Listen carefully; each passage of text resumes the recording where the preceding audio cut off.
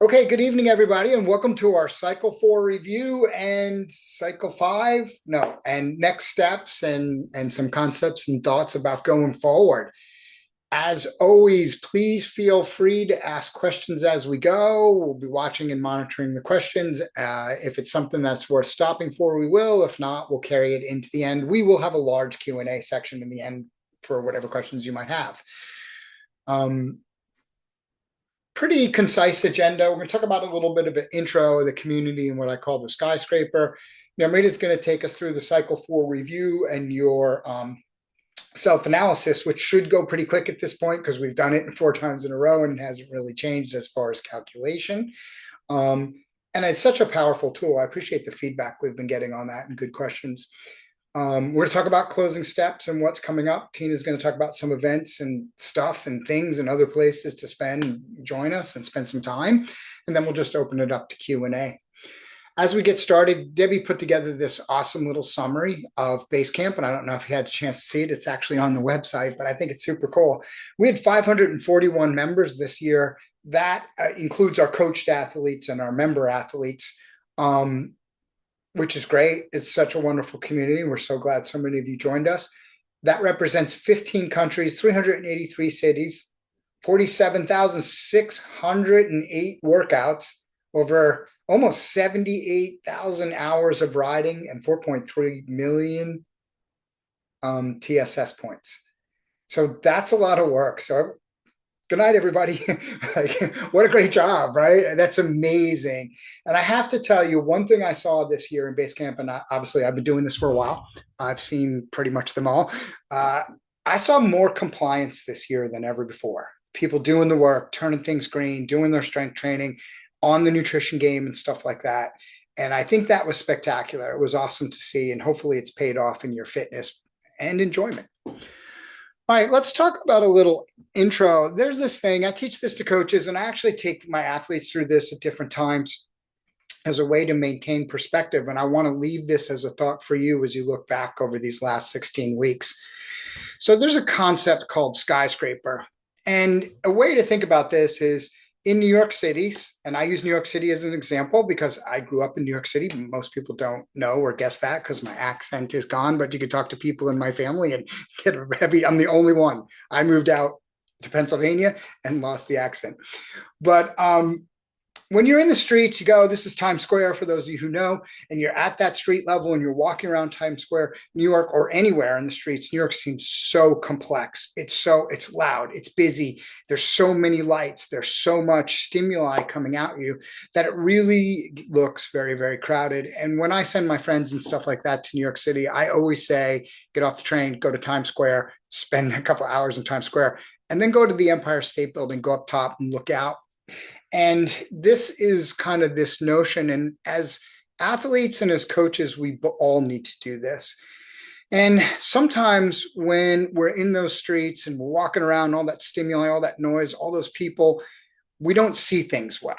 We get very lost in all of that noise and all of that input that we don't really get a good view of things. So when we go up in a really tall skyscraper in a city and we look down at all of that crazy hecticness, we tend to see patterns that unless we slow down, we get out of that street level, we get off that sidewalk, we get out of that Times Square environment, we go up high and we look down at things.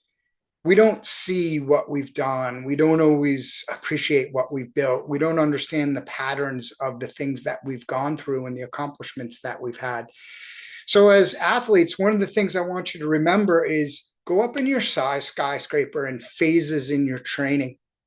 And this is a transitionary phase. You're coming out of your base and foundation training. You've done a lot of work. You've trained hard. You've gone through tough cycles. You've done some pretty crazy challenges.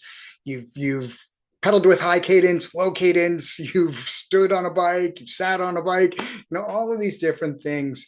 Take a day or two in the next couple of days and just contemplate. Like, don't skip this stage. Like, go up in your skyscraper.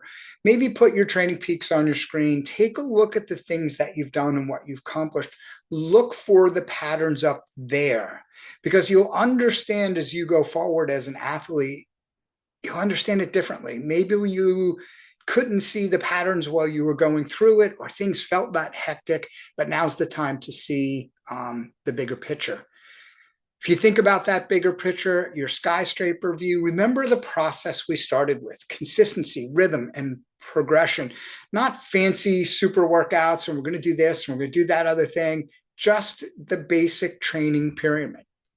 If you went through training, you would look at your training load. That's an excellent way to look down at the streets from your skyscraper. Look at your PMC. How did you do? If you did all or close to all the workouts in base camp, your PMC will look something like this. Probably a little more peaky in the blue here in the end, but it'll look something like this.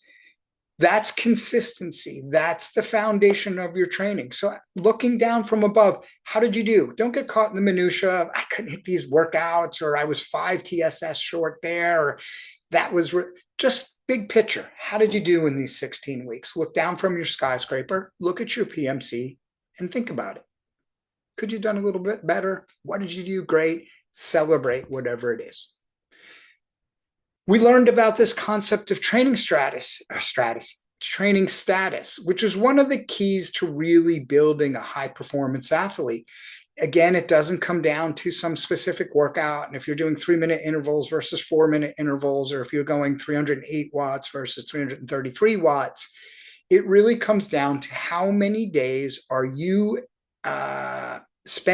capable of spending. How many days did you achieve? That might be a better way of thinking of it. In acute overload, functional overreaching phases, did you manage the on-off, the rhythm of training to kind of maximize your time in those two ranges? And as you went through the cycles, did you learn to feel those? Did you know when your body was there? Were you able to understand, like, wow, I'm tired, but I can do the right amount of work?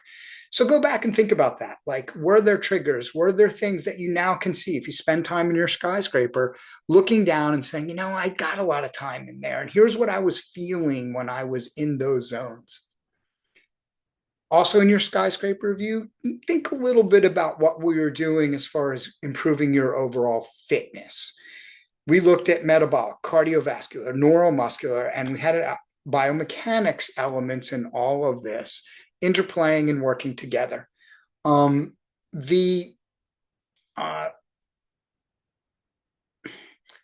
at the progression of those. Look at your progression. One part of the progression is understanding that all these systems have to work together, and it's something we worked a lot on. Just know that putting all this together, making these work together, we always start out in base camp with one concept: FTP.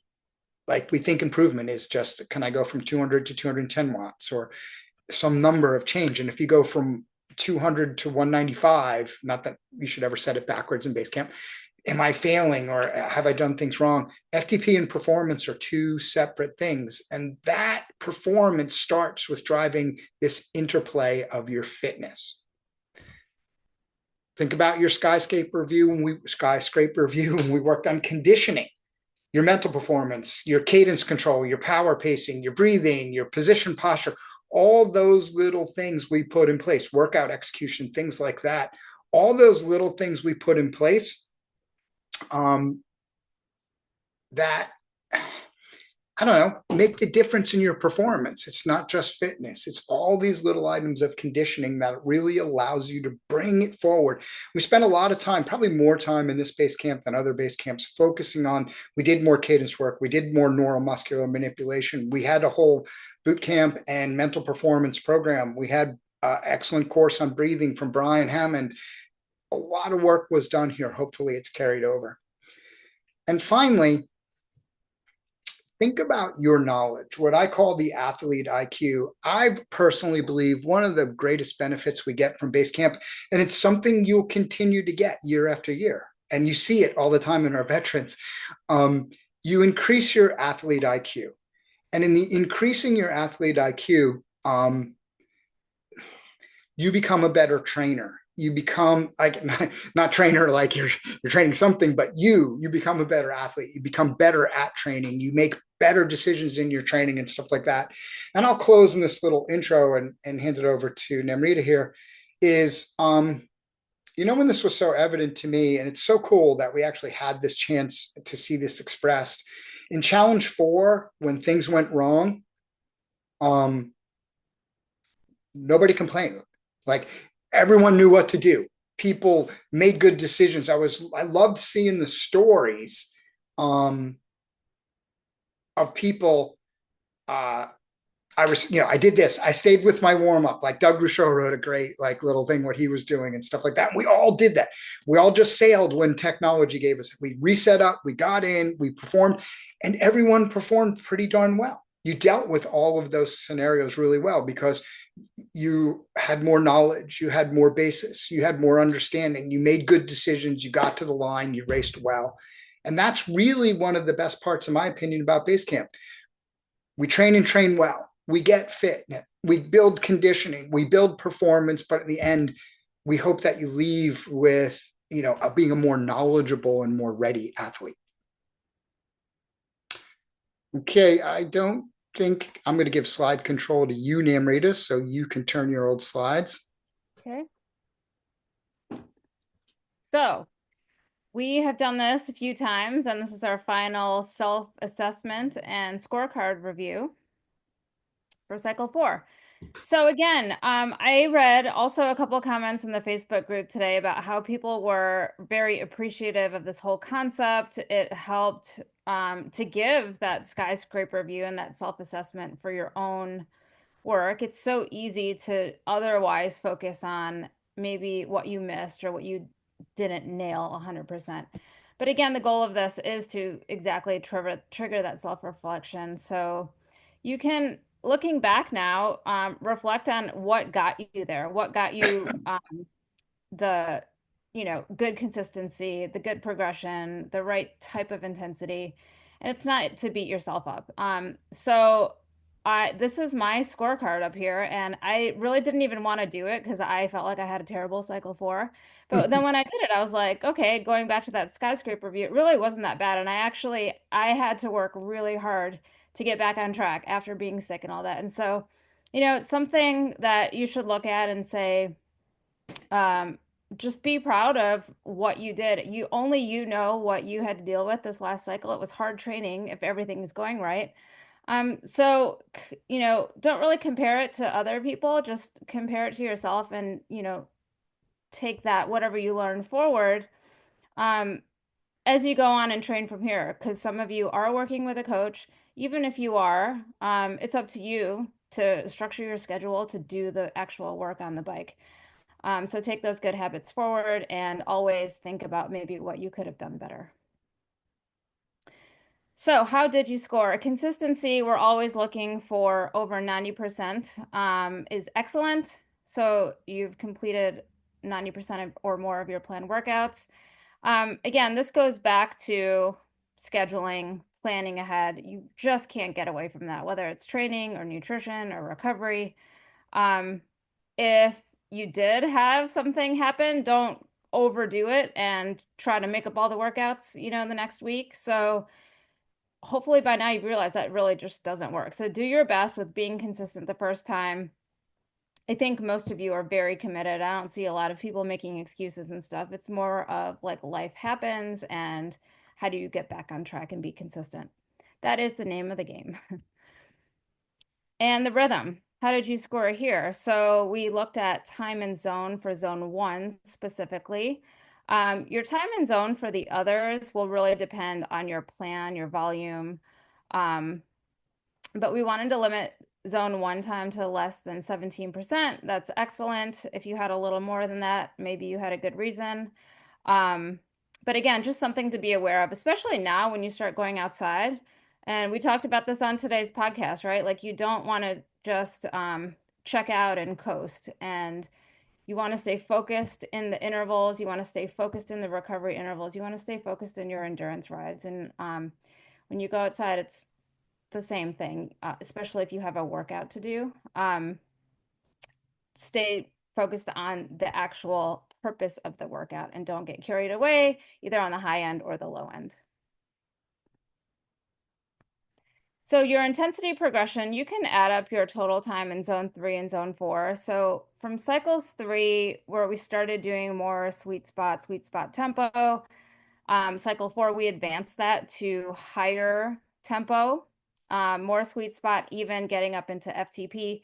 You can use the combination of the zones 3 and 4 and just look at your progression and how you've moved um, from even a little bit of zone 3 in cycle 2 to a lot more zone 3 and some zone 4 in cycle 3, and to now even more time in those zones in cycle 4, and see how you progressed. So the progression in terms of CTL, again, going back to that skyscraper view, hopefully you have a nice PMC if you've been doing the program, doing the right progression through cycles 1 through 4. You'll see that nice sawtooth pattern in your PMC. We are looking for 2 CTL points per week in terms of that rate of progression. You can see I didn't do so great. I had 0, but again, like getting sick in the middle of cycle 4, I was pretty happy to just get my CTL back. I was able to get back on track, and it is what it is. I could have overdone it and set myself up for being really tired right now going to camp. So I didn't want to do that. There's always something to learn in these. You're rarely going to have the perfect progression, but note what you did well. Note how you were able to stay healthy. Maybe you had really good recovery, good sleep, good nutrition.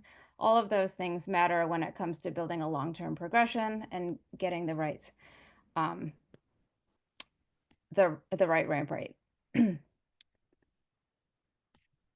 For intensity, we're looking at an excellent score would be less than 51 TSS per hour. Somebody did point out that the ranges were a little bit different in the last cycle.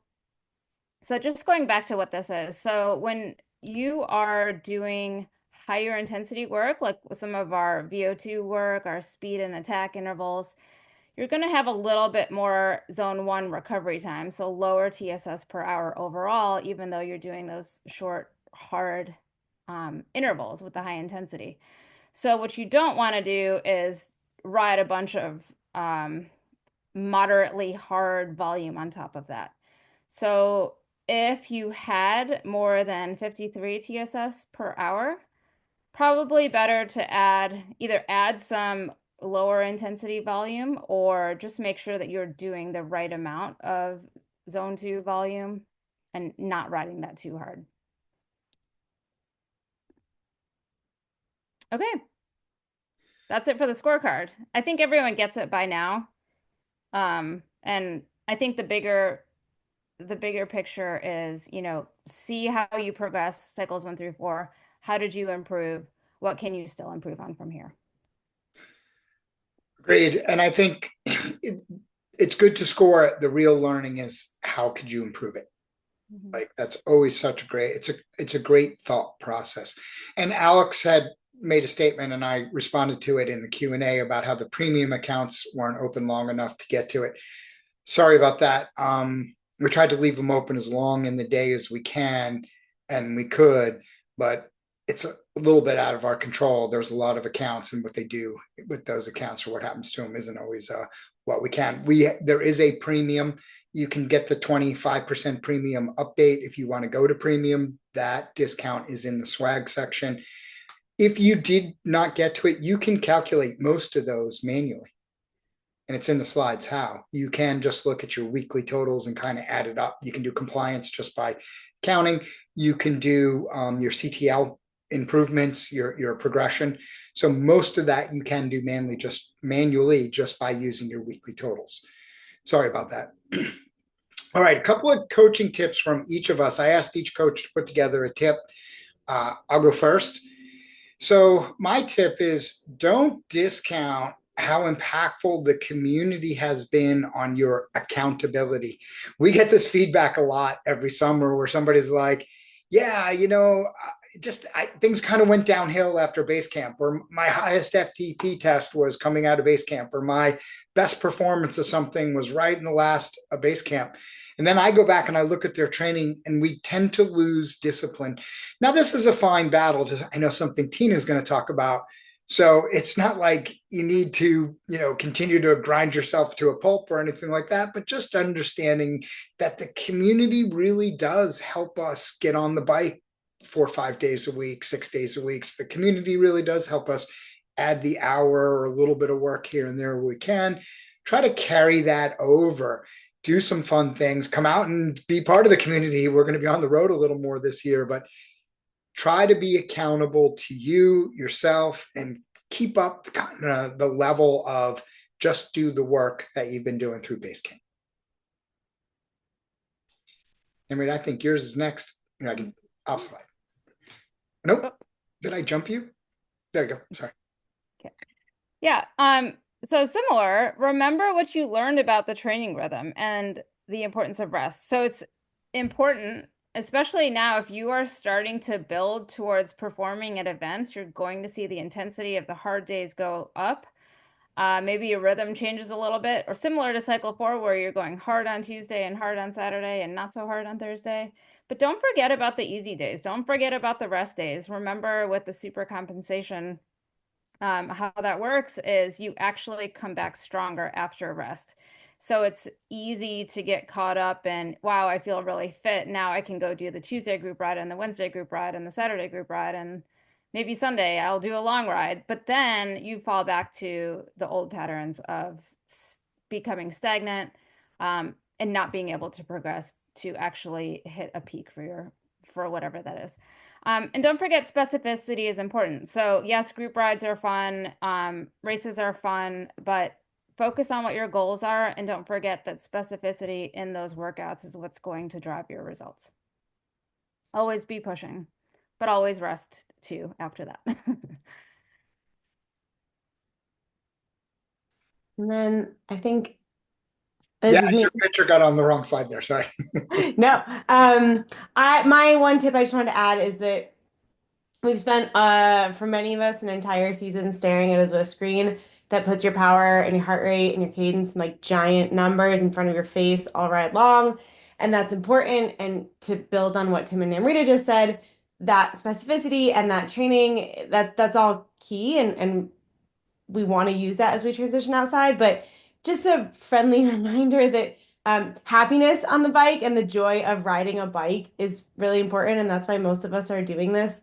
Most of us are not getting paid. Most of us are out riding a bike for fun, to compete, to be with friends, to explore, to stay healthy. So, focus hard when you need to work. You have a big interval session, go get after it. But then if you've got endurance, you got a fun ride, you're out with friends, like enjoy the ride. Don't be stressing on your group ride about if you're hitting your tempo watts perfectly or not. Be able to just be hanging out with those folks and enjoy it, and correct after that if you want. And sometimes for some of us that means having a coach can be really helpful to help guide you through some of those things if you find yourself getting stuck in on your numbers a little bit. But yeah, just the friendly reminder that find the joy on the bike. Don't get too lost in staring at your head unit all day long and forget to look up at the scenery. I think I continue here. You even have slide control. I like it. Yeah, I love it.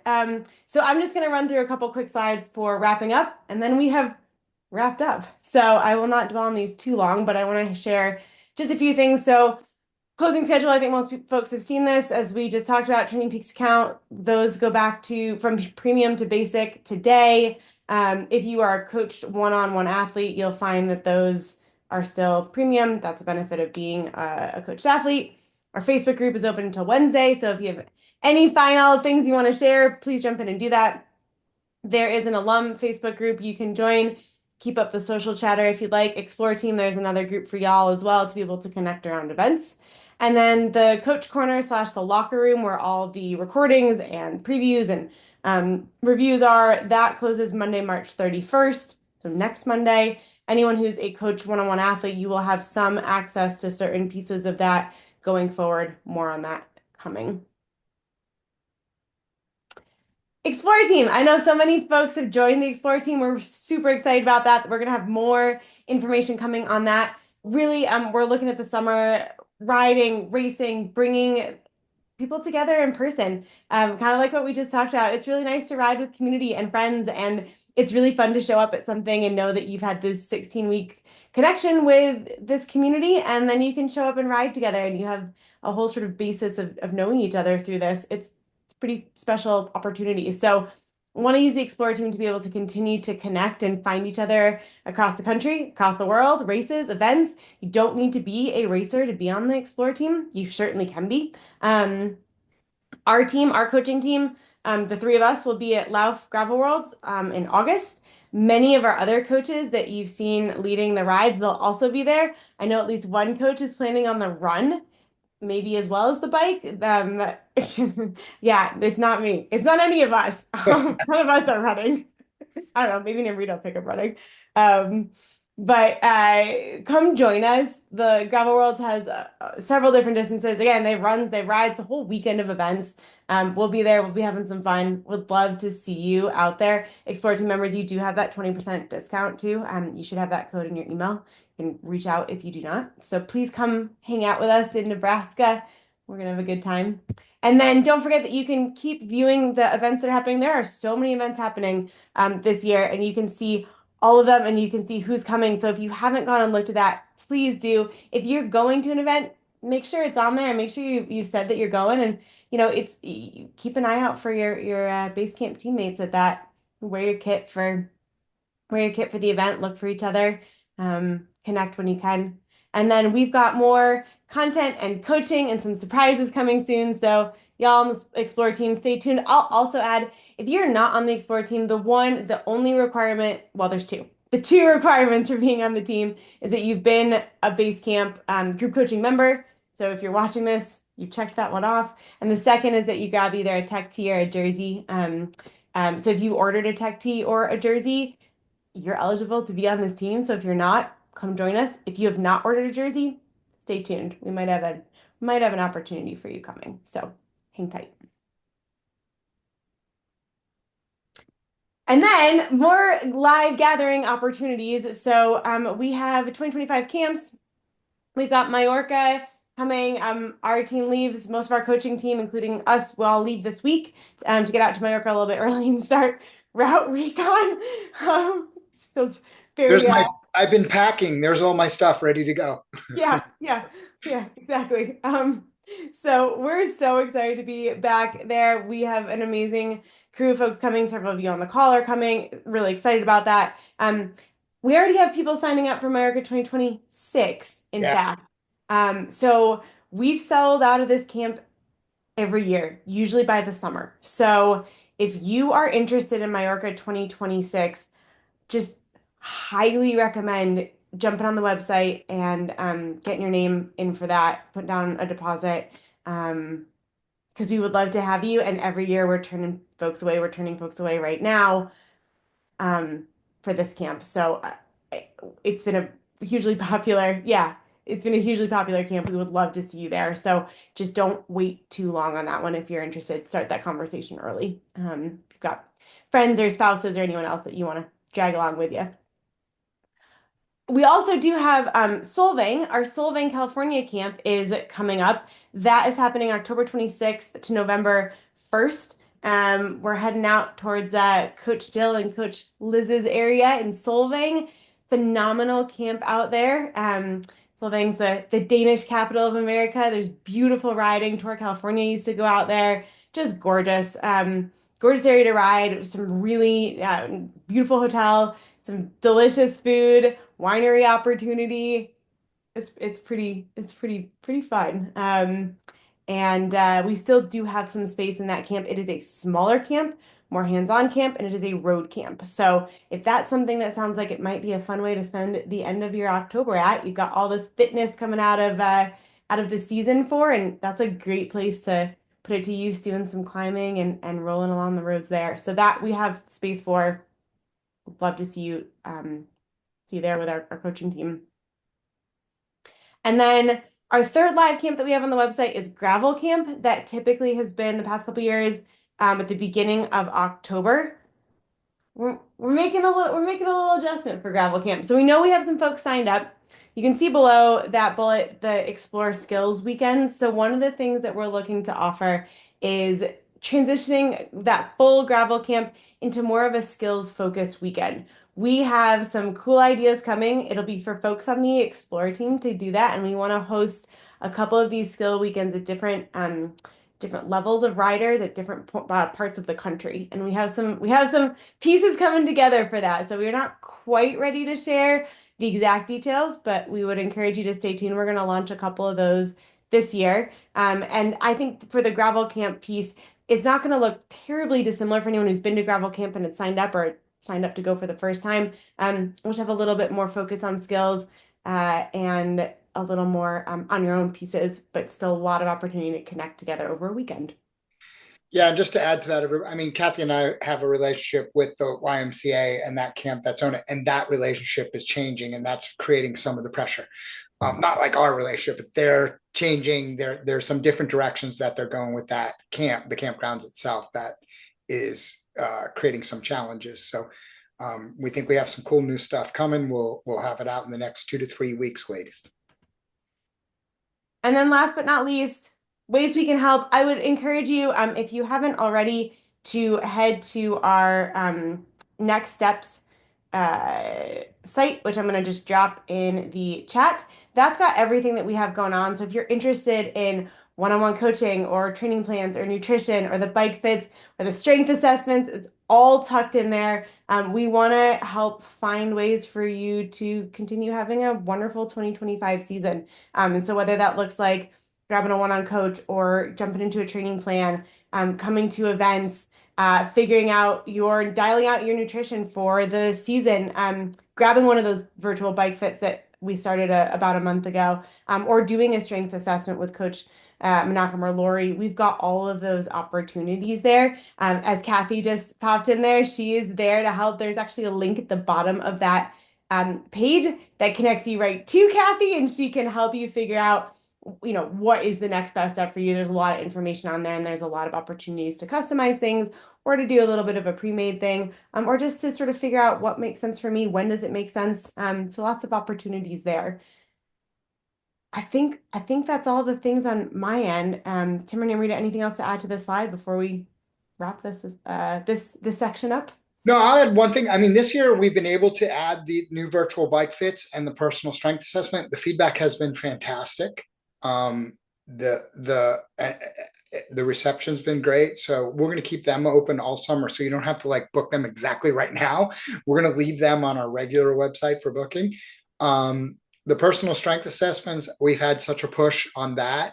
It probably is going to take us about 7 to 14 days to get to your assessment. I mean, we'll get it rolling, but there's a pretty good backlog on it. Just kind of pointing that out to people. Not a pretty good. I mean, we're fine. It's just because we'll send you information. You have to video yourself in the strength assessment. So that takes a little bit of time anyway, but just know that the volume's a little high on that. But it is a great program. They're both great things. We'll keep them open through the summer so you'll have time to do it. That's it. So before we go to Q&A, let's say thank you. And really, I mean, for me, and I know for a whole team and Kathy and Debbie and us that, always get the pleasure of here doing all the talk. Thanks for being part of our community. It really has been a special 16 weeks. We all really enjoyed it. We enjoyed getting to know the virtual you. We hope to, get to know the real you if we don't already out at one of our events this year, whether that's at one of our camps or programs, or just through racing with you somewhere on the Explorer team. So thanks, everybody. We're really stoked and excited, seeing you somewhere this summer, this fall. And the best is we'll be back next year. I really encourage you. One of the things, and this sounds a little silly, and I'll take it, but it really is something that I enjoy. I think people keep coming back to base camp and they learn more each year. It really is this type of thing where you continue to evolve, your knowledge and execution and improvement. But I also think that was what makes it special. Like I honestly am one of those people who look forward to base camp, like getting together with old friends. I just put in our little office communication to Tina and Nimrod. I just got invited to my 40th high school reunion. I'm like, that stings a little. But it's that same feeling, like getting back and coming together. So while it's kind of a little sad, we're all parting now. We also know that how many months away is it? 7, 8 months away, and we'll be starting it back up again. So, if you also, we'd love to see you in base camp next year, and just want to say thanks for coming out this year and having some fun. Okay, let's turn it to Q&A. Lots of stuff in the chat. Thanks everybody for posting everything. I want to tackle Alex's question because he has a great point. Thank you. Understood about the fact that the premium accounts closed too early. Next year, we need to make sure we get the final assessment email. This was the first year we did the assessment this way. We've always kind of roughed it out. But this is the first time we had a database and you can enter numbers. So yeah, sorry about that. That is a really great point. I actually had sent the same note a little earlier. So we'll make sure in the future that gets done. Sorry about that, Alex. All right, let's tackle top down. I'll answer Natalie's. So Natalie asks the question, during the outside season, when we're doing events and tapering and recovering from events, what numbers and training peaks can we use to assess training towards our A events? Since, as I can see from doing a race in the last cycle, the nice progression gets wiped out. That's very true. Natalie, I did, and I would go watch it in the next couple of days really quickly here. I did a lesson 5 of concepts and adaptation, talking about like how to run your season, what your CTL should look like. And I made reference to A events, and I literally did diagrams of like little PMC overviews of what it should look like. I highly recommend you watch that as quickly as possible because it lays it out. This period for everybody, you really should come out of your base training generally pretty close to your highest CTL of the year. I think that's a misconception that people have. Like, I'm going to keep building CTL. Don't get me wrong. Like, maybe your A event's in September and it's your only A event, you might want to keep. But in concept, if you're racing through the summer, late spring and summer, this is generally your highest CTL. You want to kind of bounce around the top of that CTL through race, take a little rest, rebuild it back up again, race to your next A race, then take a little rest. Watch the webinar. Actually, it's exactly why I did the webinar, because there was confusion about that exact question. And it's not a long one, so you'll get through it pretty quick. Hope that one helps. Nimrita, you want to tackle Cindy? Yes. Was there an end of camp self-evaluation? It wasn't an email. It went out at 9:15 this morning Eastern. That's when I got it, at least. And the subject of the email is get your cycle 4 training scorecard. So you should have that. And we'll make sure we get them out a couple of days earlier next year. Nimrita, why don't you take, Tina, why don't you take Craig's? Okay, yes, might gravel camp dates change? So if we change the format of gravel camp, which is what we're looking at doing, to the weekend, it might we might lock that Thursday off. I think we're still looking at that same weekend, but we need to do a quick gather. But the goal would be to still have that October weekend, at least as of now, and we'll get that up on the website ASAP to confirm. Last chance for questions, everybody. Okay, well, let's wrap it up. We'll put this recorded version in just so you know. The three of us will be busy packing and stuff like that. We're not going to be aggressively in the Facebook group tomorrow. So if you have questions about ongoing coaching, training, stuff like that, get in touch with Kathy. If you have questions, technically or whatever, go ahead and post them. We will get around to things. Just know we might not be on top of things because right now, I've ridden my road bike, my outdoor bike once. So bike work, packing, everything else, get out the door is going to be pretty important. For those of you who will see in Mallorca, we're excited to see you there. We can't wait to get there, meet you, and ride with you. Thanks, everybody. Good night now. Thanks all. Bye, everybody.